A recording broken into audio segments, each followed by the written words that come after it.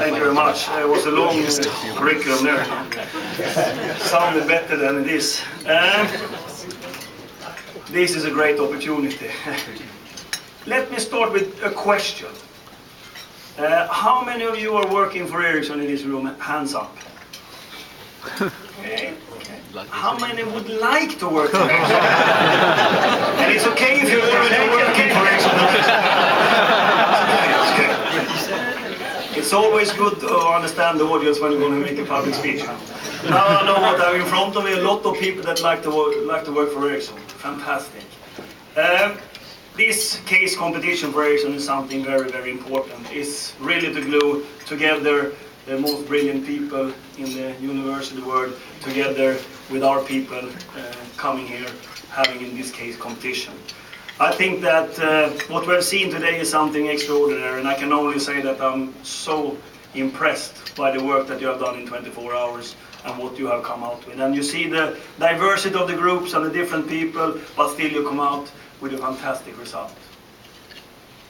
Let me start a little bit talking about Ericsson. I will come back later on and thanking some people that have done fantastic here.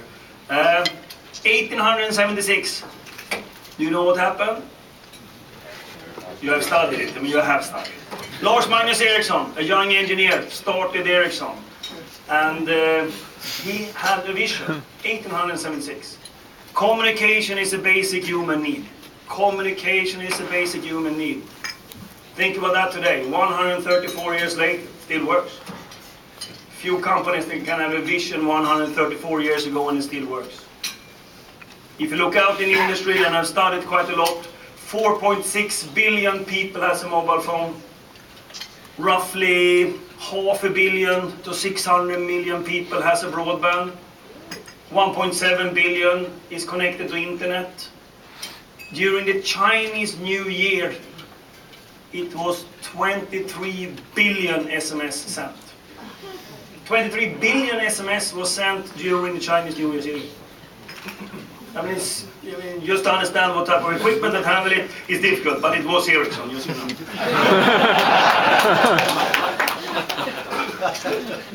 Something has happened in this industry in the last 10 years, and all our predictions has actually been exceeded. It doesn't stop there. In 5 years' time, we're going to have some 5 to 6 billion mobile subscriptions in the world. Maybe up to 80% of the Earth population will have a mobile phone. 80%. 3 billion people will have broadband, or mobile broadband, by then. 3 billion people with mobile broadband. And you know what you can do with mobile broadband? It's just amazing. The features and the things you can do with it. So we still have a development in this industry what's happening.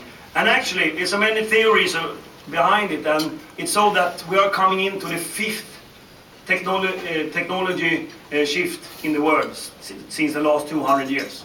There's been many, we came with coal, steam, etc. that changed into cars and oil, etc. The 5th change in this is actually ICT, where we have now installed all our equipment around the world. They are spread out, and we're going to a new decade where actually we're going to see a growing importance of telecommunication. We have talked about today, you know our vision, you know what we're looking for. We're looking for the 50 billion connected devices. That's what we're going to see out in the future. And it's going to be a lot of what you're thinking about in show today. And I just saw that AT&T launched one of the new connected devices that is a bracelet for dogs that can send SMS. That was not in my plan. But just imagine how many dogs that can be in the US that actually want to have the bracelet. And as soon as they leave where they're supposed to be, it comes an SMS to your phone, and wow, the dog has left again. Didn't have a clue where that would come from. And I think that shows that the limitation of what I can see is actually my own fantasy. So that's what's happening. But I would like to tell you a couple of other things that is also extremely important at this stage. I actually spent yesterday in a conference called State of the Planet, where we connected 7 cities around the world with politicians, business people, and a lot of academics in order to discuss the 2 biggest global challenges that we have today: poverty and climate change. So then you might look at me, why was he there, that guy? That was what I was wondering as well. But anyhow, I was there. And it's clear that we can have a significant impact on those two global challenges as well.